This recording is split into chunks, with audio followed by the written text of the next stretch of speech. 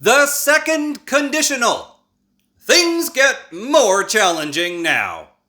This one is for unrealistic or hypothetical situations. There's a fun word.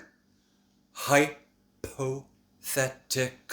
This means something that could happen, but probably won't happen. It's very unlikely to happen. We use the second conditional for the future or the present, but we always use a past tense form. Yes, past tense. If I were rich, I would buy a house. Always past tense plus would plus verb. The subjunctive. I told you, this is getting more complicated. This one is for hypothetical, dreamed, or imagined situations. If I were rich, I would buy a house. Not was, but were. She would marry him if he were rich. It means he's not rich and probably not getting married. More examples. If I were rich, I wouldn't be teaching online. Don't use first conditional. If I win the lotto, I'll quit teaching. That's an unlikely situation. Use second conditional. If I won the lotto, I'd quit teaching. So let's try. I'm going to win the lotto.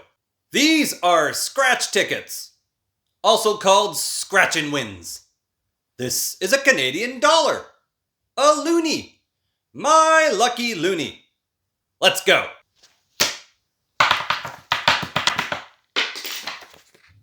Nope.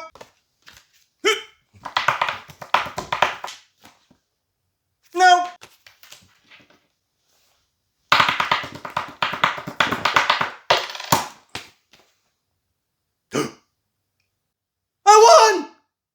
I won the lotto! I don't have to teach you anymore! I'm not gonna teach. Oh, shit. I didn't win. Past perfect. Before we even start the third conditional, a very important grammar structure, past perfect, sometimes called a double past. You will always need simple past plus past perfect in your sentence. Past perfect is had plus past participle. Do you remember those? Had made, had gone, had been, had plus any verb. An example? Before I started teaching English in Canada, I had taught English in Japan for 7 years. It's true. 7 years. That was fun. Be careful with the irregular past participles. Sometimes they're easy. Wait, waited, waited. Poop, pooped, pooped. That's a verb. How about this? I had already driven across Canada before I attempted the US. There's an irregular past participle. The sentence is not true. I've never driven across Canada or the US. I want to. I'm gonna skip Texas and Florida. Just remember that the past perfect event happened first. The plane had left by the time I got to the airport. What does that sentence mean? And which event happened first? Yes, the plane left first. Then the person arrived at the airport. This sentence really means the person was late. That's the whole purpose of the sentence. What happens with the verb have? Past perfect in have is crazy. That's gonna be had had. Had had. Had had. Had had. Had had. Yes, it's had had. I wanted to relax today because I had had a busy weekend. It's technically correct grammar, but we never actually speak like that. So don't worry about this one. The third conditional. Some hardcore grammar. This is the past conditional.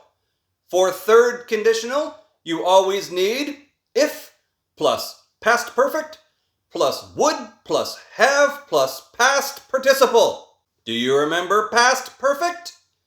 That's had plus past participle. But you already need would plus have plus past participle. You need the past participle twice. That's crazy. Here's my example. If I hadn't chosen Japan, I would have chosen to teach in Korea. Sometimes I wonder what my life would have been like had I chosen Korea. Kimchi. K-pop. Samsung. Korean girls. Never mind. We often use the third conditional for regret, a decision we wished we had not made. Examples. If I hadn't eaten that whole large pizza, I wouldn't have gotten sick.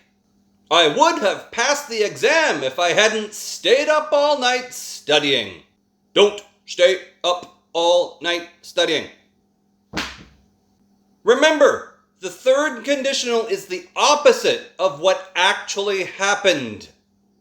Examples: I would have passed the exam if I hadn't stayed up all night studying. What does this sentence mean? Did the person pass the exam? No. Did they stay up all night studying? Yes. That's a bad decision. Sleep, sleep, sleep, then do your test.